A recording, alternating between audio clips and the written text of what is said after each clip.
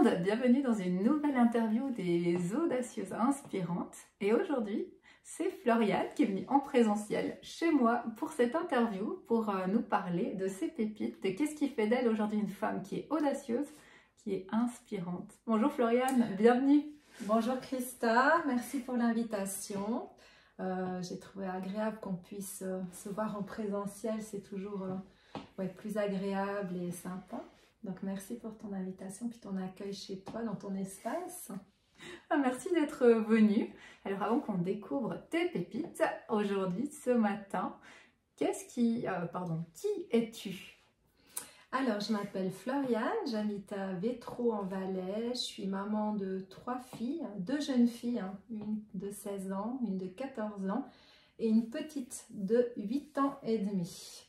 Je suis enseignante de yoga, j'enseigne particulièrement le Hatha Yoga à Sion et puis à Comté. Je propose également des ateliers en co-création. J'ai la chance d'être bien entourée par des femmes incroyables. Alors du coup, on organise des choses ensemble, toujours liées avec le yoga, mais d'autres pratiques différentes.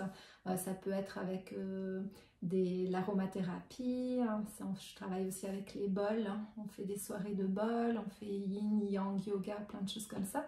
Et puis j'organise aussi des retraites de yoga en Suisse et la première retraite en Espagne cet automne, au sud de l'Espagne. Magnifique. Alors, on mettra, comme pour toutes les interviews, toutes tes infos sous la vidéo, comme ça les gens qui veulent aller découvrir plus en détail ce que tu fais pourront y aller. Est-ce que tes filles, elles aiment le yoga? Alors, c'est un peu compliqué. Alors, durant la période Covid, quand on était en semi-confinement, alors elles pratiquaient pas mal avec moi parce que c'est vrai qu'il n'y avait pas tellement autre chose à faire. Puis je pense qu'elles ont quand même senti que ça les centrait pas mal. Mais elles trouvent que c'est assez difficile parce qu'il faut être à l'écoute de son corps et c'est pas forcément les périodes qui sont les plus faciles pour les jeunes filles. J'ai la petite dernière qui est plus à pratiquer le yoga et c'est vrai que maintenant depuis quelques temps j'ai ma grande de 16 ans qui me demande, elle vient même de temps en temps à mes cours de yoga en soirée, mais voilà. Mais je pense que les petites graines que je dépose, elles vont fleurir et puis elles trouveront sûrement dans le futur le bien-être que ça peut apporter le yoga. Après, si elles trouvent d'autres, il y a d'autres choses qui peuvent aider dans la vie, mais de voir leur maman qui pratique et puis peut-être les changements qu'il y a eu en moi, peut-être que ça va les accompagner vers ce chemin-là. Ah bah clairement, on est les modèles en premier de nos enfants et c'est ce qu'on fait qu'ils voient avant même ce qu'on dit justement. Ouais. Et alors, qu'est-ce que toi, tu souhaitais partager aux femmes qui vont regarder cette vidéo et qui va résonner pour elles? Quelles sont tes pépites ce matin, tes partages de ce qui fait de toi une femme audacieuse et inspirante aujourd'hui? Alors, la première chose que je dirais, c'est vraiment apprendre d'être à l'écoute de soi. Parce que c'est vrai dans le monde actuel, et puis surtout nous, les femmes, on a des multitudes de casquettes qu'on porte au quotidien et puis malheureusement on s'oublie parce qu'on manque de temps en fait pour nous parce qu'on s'occupe de notre vie professionnelle, de notre vie familiale, des amis, toutes ces choses-là, de la maison et puis du coup on s'oublie et puis à force de s'oublier, voilà, après ça peut créer des soucis. Et puis moi, j'ai eu la chance de découvrir le yoga il y a plusieurs années. Et puis ça a été un chemin. Moi, je suis employée de commerce à la base. Et puis il y a une année, j'ai décidé, en fait, ça va bientôt faire une année, j'ai quitté mon emploi pour vraiment faire que du yoga. Parce que vraiment, je me suis dit, il faut se lancer, c'est maintenant. Osons. Et on verra par la suite s'il faut remodifier dans la vie. Tout est une question d'équilibre et tout est en mouvement. Donc, essayons ce qui me nourrit, aider les autres, partager le yoga. Et puis, je vais aller sur ce flot de la vie et puis on verra ce qui va devenir demain. Puis si on doit réadapter, on réadaptera. Parce que c'est vrai que dans la vie, rien n'est stable. Et apprendre justement à vivre un peu plus l'instant présent. Et puis d'oser avoir confiance en soi puis en ses envies. Et ça peut nous mener loin que de rester toujours dans notre confort Et le yoga permet, en tout cas m'a permis justement d'oser avoir confiance en moi, d'avoir des projets, d'oser. Avant, je restais toujours dans ma petite coquille et je me disais, oh, je suis pas si mal, je suis pas si mal. Mais en fait, je me trouvais pas. J'étais très bien, j'ai de la chance d'avoir une famille, un mari, des amis, mais il me manquait quelque chose. Et puis à partir du moment où j'ai commencé à enseigner, eh ben, je me suis dit, oh, mais ça me nourrit en fait. Déjà rien que de pratiquer pour moi, j'ai vraiment découvert quelque chose en moi. Et puis bah voilà, donc c'est vraiment oser. Si on a des envies, essayer d'approfondir ses envies, prendre du temps pour soi, être à l'écoute de soi. Voilà. Ouais, j'aime beaucoup tout ce que tu partages. Il y a plein de questions qui me viennent.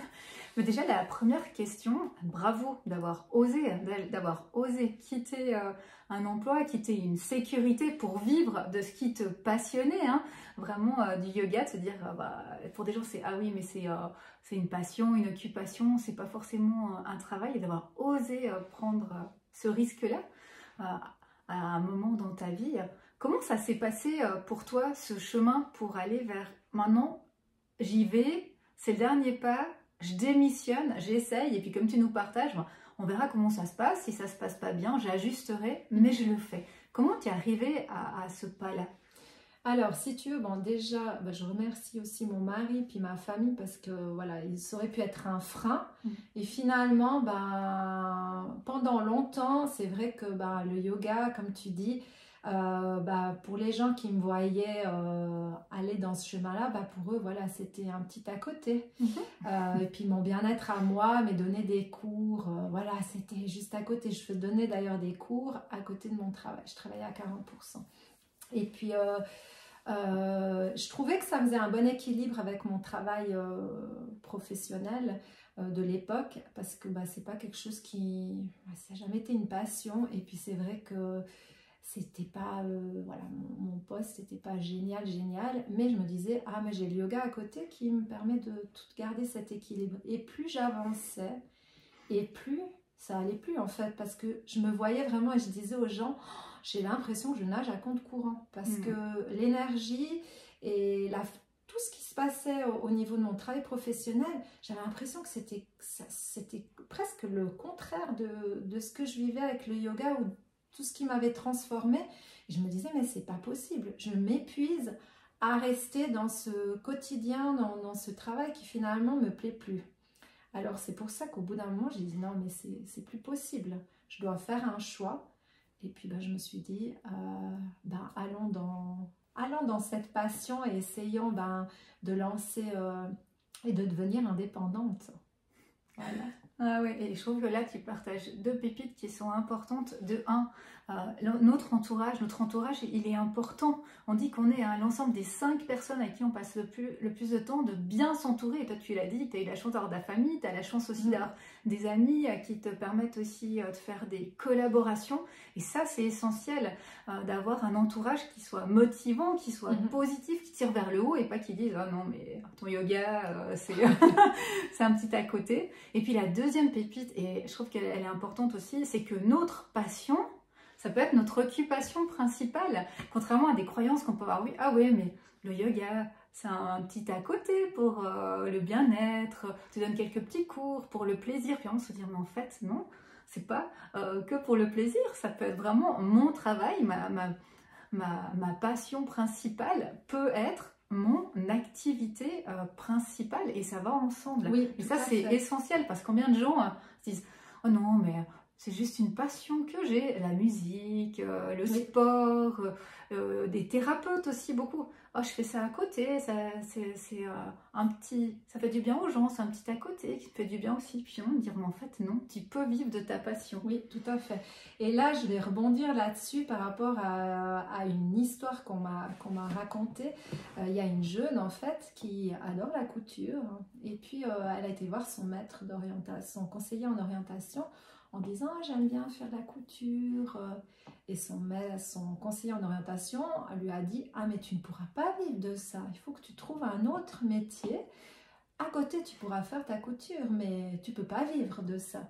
Et j'ai trouvé terrible en disant mais non, s'il y a quelque chose, si cette jeune a la possibilité, a cette chance d'avoir trouvé quelque chose qui la nourrit, mais il faut qu'elle y aille. Après, si tu dois trouver un autre travail alimentaire, ben voilà, et elle le fera comme font plein de gens, mais déjà jeunes comme ça, de leur mettre des barrières. C'est la façon qu'on a d'ailleurs été élevés, il fallait la sécurité toujours. D'ailleurs, moi, quand je suis partie indépendante, c'était les soucis, c'était « Ah, mais après, pour la retraite, pour… » Mais soyons dans l'instant présent. Moi, c'est vraiment mon mot d'ordre, c'est s'écouter, se connecter à son corps, l'observer, ressentir, accueillir toutes les émotions, surtout respirer. Et en respirant et en étant connecté à son corps, on est dans l'instant présent. Puis c'est le seul moment qui est vraiment d'être dans le passé, dans le futur, ben, il n'existe plus ou il n'existe pas encore et il va être différent de ce qu'on souhaite. Donc, je trouve que le yoga, pour moi, pour d'autres personnes, ça sera une autre activité, une autre pratique. Ça m'a vraiment permis de m'ancrer et d'être vraiment dans l'instant. Et moi, avoir ces anxiétés, ces soucis, ces peurs de l'avenir ou de ce qui aurait pu être, vraiment d'être là et puis profiter en fait. Et du coup, quand on est plus là, on est plus dans la gratitude, on est dans la bienveillance, on est dans le non-jugement par rapport à soi, mais aussi, je trouve, par rapport aux autres, parce qu'on est dans une vie, on est beaucoup dans le jugement, même si on ne veut pas l'être, mais au quotidien, il y a toujours des jugements parce qu'on a certaines habitudes de vie qu'il faut être comme ci, comme ça, on doit être dans des chemins bien définis. Et puis, si les gens font un peu différemment, ils sont tout de suite un peu catalogués. Oui. Et je trouve que voilà, d'être dans l'instant, ben, ça permet vraiment d'être plus dans le vrai, dans le réel, puis d'accepter. Ça, c'est accepter soi, mais accepter les autres aussi.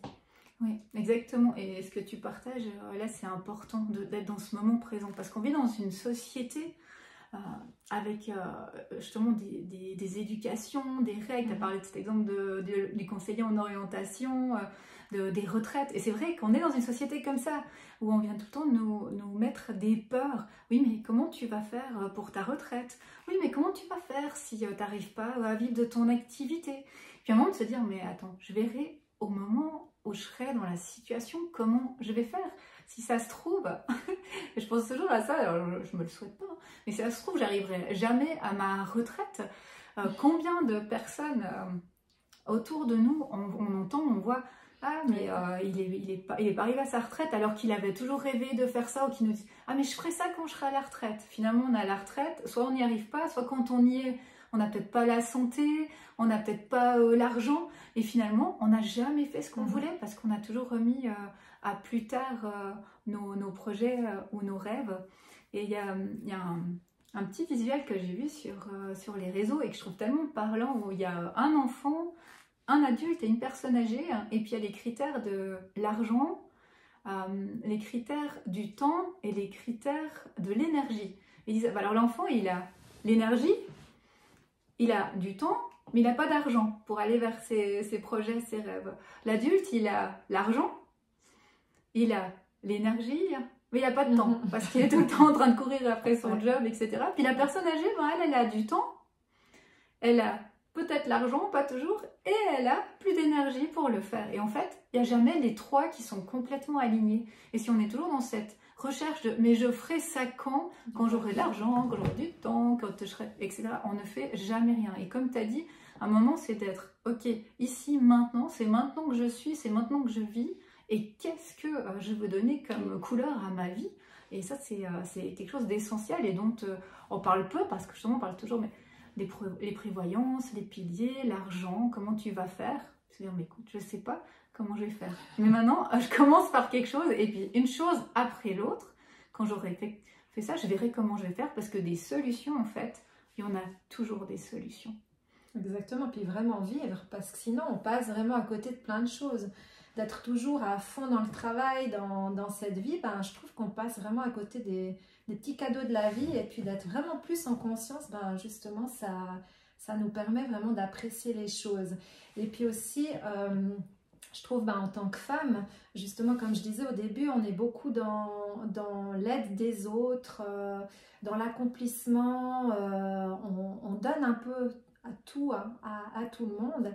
Et puis moi j'ai eu en 2010, j'ai eu une espèce de burn-out, voilà, mais vraiment inconscient. D'ailleurs j'étais chez mon médecin parce que je me disais, ah mais il faut que je fasse un check-up parce que ça va pas du tout, je suis fatiguée, voilà, j'avais...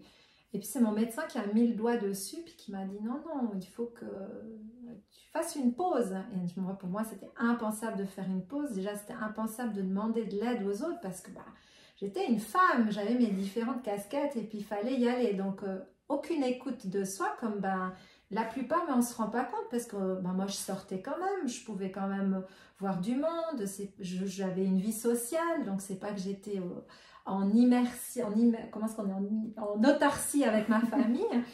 Mais inconsciemment, ben, ça s'est fait. Et je me rappelle cette phrase de mon médecin qui me suit toujours.